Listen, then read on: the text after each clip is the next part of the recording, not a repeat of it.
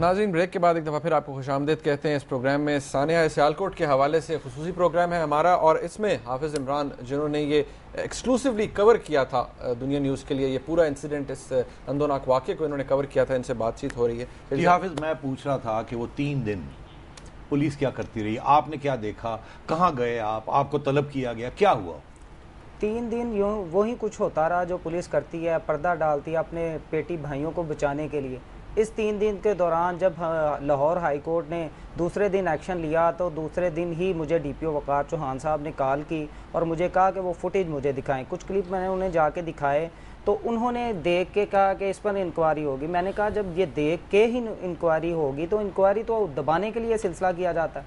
In fact कि ये मामला दबाने की ही कोशिश की गई, कोई कार्रवाई नहीं की गई उस वक्त तक जब तक सुप्रीम कोर्ट ने कोई एक्शन नहीं लिया। लाहौर हाई कोर्ट के एक्शन लेने के बावजूद भी उन पुलिस एहलकारों के खिलाफ एक ऐसी FIR काटी गई जो कि बिल्कुल बेलेबल है और मुजरमाना नेग्लिजेंस, बिल्कुल गफलत, लापरवाही, मतलब मुजरमाना गफलत को अगर ये कहा जाए, कानून के रखवाले रोंदने का शुरू कर दें तो फिर क्या होगा इसमें? मुझे ये बताएं कि वो जो साहब मारे गए बिलाल, अस्पताल में जब जाके जो फौत हो गए, डाकुओं ने जो मारा, उनकी फैमिली को आप मिले? वो क्या कहते हैं? बुटरगांव गए आप? बिल्कुल, हमने पहले दिन जब रिपोर्ट की, दूसरे दिन रिपोर्ट की, उनका कहना था कि ये दोनों डाकू हैं। लेकिन इसमें अहम बात यह है कि जो बिलाल जिसकी डेथ हुई थी, उसके भाई जो ज़ख्मी हुए थे जवेद, और उसके एक मुलाजिम ज़ख्मी हुए उन्हीं डकैतों की फायरिंग से इमरान, और इसमें एक 12 साल जीशान भी ज़ख्मी हुआ। इमरान का ये कहना है, जहां DSP सदर सर्कल है जो हैं, उनका कहना है कि इमरान ने पहली स्टेटमेंट में ये कहा ये दोनों डाकू नहीं थे, लेकिन वो अब भी स्टैंड बाई हैं बिलाल के घर वाले के ये दोनों डकैत थे। इसमें अबहम आ गया, इसको क्लियर होना चाहिए। इन्वेस्टिगेट आप गए थे उनके विलेज गए थे आप, उनके गांव? बिल्कुल, मैं उस दिन भी उनसे मिला।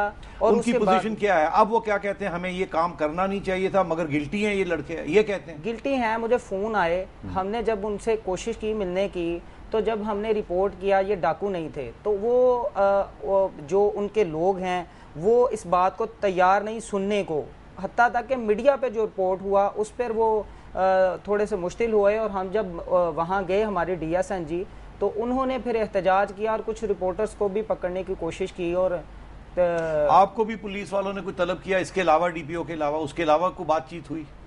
इसके अलावा जब मुझे पता चल गया कि ये तो मामला इस तरह का है कि पुलिस कोई काम करना नहीं चाहती, तो मैंने वहाँ अपना वक्त ज़ाया करने के बजाय, वक्त को ज़ाया करने के बजाय मैंने रिपोर्टिंग पर जोर दिया और हकायक सामने लाने की कोशिश की। और यही वजह है कि आज हम इस स्टेज पर खड़े हैं कि जो एक्शन हुआ है, अगर हम उस पर पुलिस के पीछे भागते रहे तो पूरी तो रवायती तरीक़ाकार इख्तियार करती जा रही थी और हुकूमती नुमाइंदे भी खामोश रहे 3 दिन।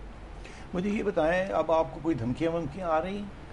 ज़ाहिर है इतना बड़ा काम हो गया, हमने वो रिपोर्ट की जो कोई भी चैनल हाथ नहीं डाल रहा था, सबके सामने हुआ। ये ऐसी रोड पे, ऐसी सड़क पर, ये शहर के वस्त में गुजरने वाली कोई ऐसी रोड नहीं थी कि जहाँ मेन डस्का रोड पर रेस्क्यू 1122 के ऑफिस के बाहर, वहाँ एजेंसियाँ भी मौजूद थीं, पुलिस भी मौजूद थी, वर्दियों में भी और सादा कपड़ों में भी। तो इसके बाद फिर तलब भी किया गया, कोई अपनी बेगुनाही साबित करता रहा, कोई कहता मुझ पे यकीन रखें, कोई मेरे घर पे जाता रहा, कोई मोटरसाइकिलें वहाँ पे चलाता रहा, कोई पीछे गाड़ी खड़ी रही। लेकिन मुझे इससे मैंने कोई ख़ास ध्यान नहीं दिया क्योंकि ये वो चीज़ें थीं कि मैं उस रिपोर्टिंग को छोड़ दूँ। हाफिज़, मुझे ये बताएं कि ये गुजरांवाला डिस्ट्रिक्ट में ये कल्चर, विजिलेंटी कल्चर जिसे कहते हैं कि आवाम मॉब्स खुद उठा लेते हैं और मारकुटाई करना शुरू कर देते हैं, इंसाफ खुद देना शुरू कर देते हैं, ये कब से ये माहौल वहाँ बनना शुरू है जिसमें पुलिस और वहाँ की जो लोग हैं वो दोनों मुलव्वस हैं और ख़ुद फैसले करते हैं हमने क्या करना है क्या नहीं करना, और जो हमारे कानून है उनकी बालादस्ती नहीं होती? पुलिस भी मार के फिराती है ना फिर ऐसे। और ये इसमें भी आपने कहा कि पुलिस ये जब मार दिया इनको तो वो एक ट्रक में डाल के और सारे शहर में पुलिस ने इनको फिराया। ये पहले भी इस किस्म के वाक़या हुए हैं वहाँ? गुजरांवाला में वो अभी फुटेज भी नजर आ रही होगी। गुजरांवाला में नन्नू घुराए को मारकर फूलों की पत्तियां निछावर करवाई गई, लाशों के जुलूस निकाले गए हैं वहाँ पे। और ये सिर्फ गुजरांवाला की बात नहीं, बहुत से पुलिस मुकाबले ऐसे हुए हैं जहां पर पुलिस वाले जख्मी होना तो दूर की बात, उनकी गाड़ियों पर कोई बुलेट नहीं लगता और वकूअ ऐसा बनाया जाता है पीछे से 2 लोग आए हैं, फायरिंग की है, छुड़ा के ले गए हैं,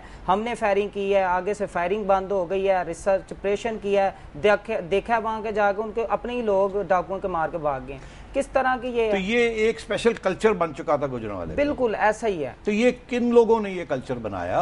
देखें, वो लोग जो कानून के रखवाले हैं और कानून पर अमल दरामद करवाने के लिए बैठे हैं, वो खुद ही कानून तोड़ने लग पड़े और उन्होंने कहा कि मुआशरे में जो बेहतरी है वो हमारे जहन से लाई जा सकती है। कानून को उन्होंने पीछे रख दिया तो मुआशरे का तवाज़ुन बिगड़ना शुरू हो गया। माफ, मैं गुजरांवाले गया था 2-3 महीने पहले, एक सेरेमनी थी, वहाँ एक फंक्शन था। उस फंक्शन पे आरपीओ जुल्फ़िकार चीमा साहब वो भी आए हुए थे और मुझे वहाँ के लोगों ने चीमा साहब की बड़ी तारीफ़ की। उन्होंने कहा कि चीमा साहब ने कानून अपने हाथ में ले लिया और इन्होंने यहाँ गुंडों के ख़िलाफ़ कार्रवाई की है और पुलिस इनकाउंटर्स किए हैं और हम बड़े खुश हैं इनके साथ।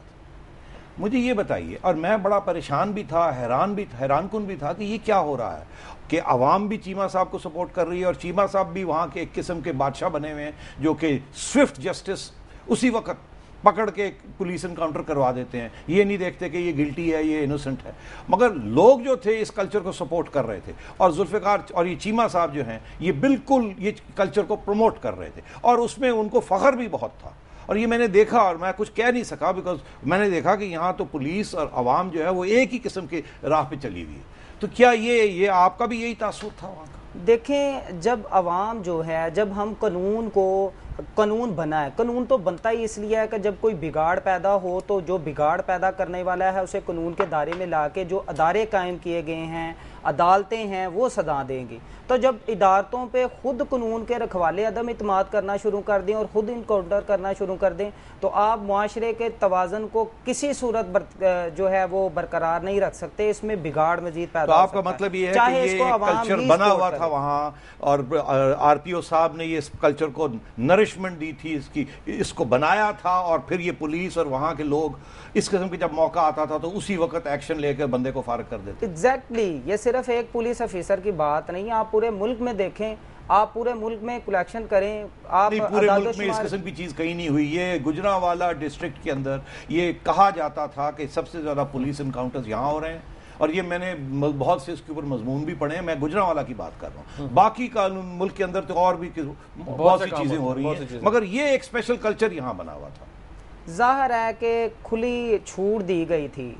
इस चीज़ में सिर्फ और सिर्फ पुलिस का काम नहीं बल्कि उन हमारे अवामी नुमाइंदों का भी काम था जो खामोश तमाशाई बने रहे, जिनको वोट दिए जाते थे, उनको चाहिए था कि चेक एंड बैलेंस करें। वो किधर थे? वो खामोश थे। वो अच्छी बात की। मैं लास्ट में एक सवाल और पूछना चाहूंगा, और हमारे मीडिया वाले कहाँ थे जब ये सब कुछ हो रहा था? 2-3 साल से ये हो रहा है, वहाँ ये माहौल बन रहा है, हमारे मीडिया क्या कर रहा था? चीमा साहब को सपोर्ट कर रहा था। मीडिया सोया हुआ था उस दिन, जिस दिन ये वाकया हुआ उस दिन भी सोया हुआ था। हमें कॉल आई, हमने अपनी जिम्मेदारी समझते हुए 6 से 7 मिनट पर वहां पर पहुंचे और पैदल ही मैंने भागना शुरू कर दिया। देखें, ये हमारी जिम्मेदारी है, हमने इस मुआशरे की बेहतरी के लिए। बहुत शुक्रिया इमरान साहब, आपका बहुत शुक्रिया और बहुत सी दुआएं भी हैं आपके लिए। शरीफ साहब ऐसे मैसेज भी हमें आ रहे हैं। नाज़रीन, हाफिज़ साहब का बहुत शुक्रिया। यहाँ पर हम इनसे इजाज़त लेते हैं। जब ब्रेक से हम वापस आएंगे तो तारिक मसूद यासीन साहब जो कि आरपीओ हैं अब गुजरांवाला के, उनसे बात करेंगे और उनसे पूछेंगे कि अब इन्वेस्टिगेशन किस हद तक पहुँची है और वो अगर हमें कुछ ब्रीफ कर सकते हैं इस हवाले से। एक ब्रेक के बाद हमारे साथ रहिए।